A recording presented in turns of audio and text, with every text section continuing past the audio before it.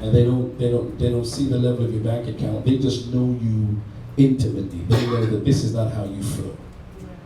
And it's amazing that you can be with someone, hang out with someone who doesn't know you and does not know how difficult things are with you.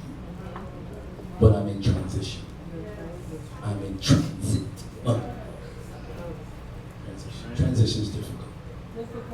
Difficult because when transition comes, it does not necessarily come by choice. This is one of the things that Joshua had to deal with. He didn't choose this particular story. God chose it for him. And sometimes, I don't mind being responsible for the things that I do, but I get really perturbed when it puts me in something that I didn't do. And I don't mind. I own up to what I do. This is me. If I did it, I'll tell you. I don't care how gruesome it is, I'm going to tell you. Because I want to take responsibility for my choices, but I refuse to take responsibility for yours. You've got to carry your own stuff. And if you carry your stuff and let me carry my stuff, then the stuff will be carried. But Joshua had to deal with something that he did not want to deal with. Am I talking to anybody? Having to deal with something that he didn't want to deal with, and here's what makes it even more difficult. Now I've got to deal with something I don't want to deal with, and I don't have the tools to deal with it. It's one thing to deal with something and you feel ready to handle it. Yes. But it's another thing when God moves you and then you don't feel like you're ready to be moved. I know it's in the future. I know I can embrace it. But God says the time has come and you got to shift. And sometimes it's crazy, it happens like that. I had a friend once, really this happened. I walked by his office and he said, I'm going to resign today. Resign. Here's my resignation letter. The emails are ready to go. I'll push enter paper. He said, what did you?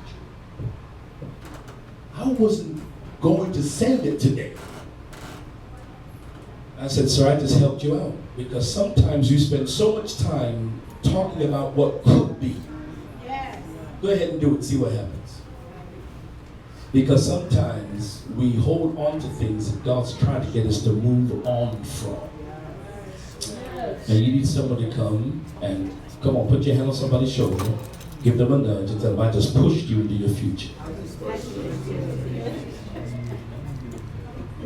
Somebody don't push you, you'll stay there complaining. And you know that it's deep when you start to annoy yourself. Now I'm talking about deep stuff now. You start to annoy yourself. You start to hear your own voice. And you start to hear yourself and you believe, is that how I really sound? When I was young, I used to bite my nails. And you ask some people, they say I still do, but they don't know where I'm coming from. A nibble is not a bite. And I remember I was preaching in Manchester, England once, and I looked at the congregation and I saw a young man about my age, and he was in his nails like this, and I suddenly realized, God, if that's how I look. See, sometimes you don't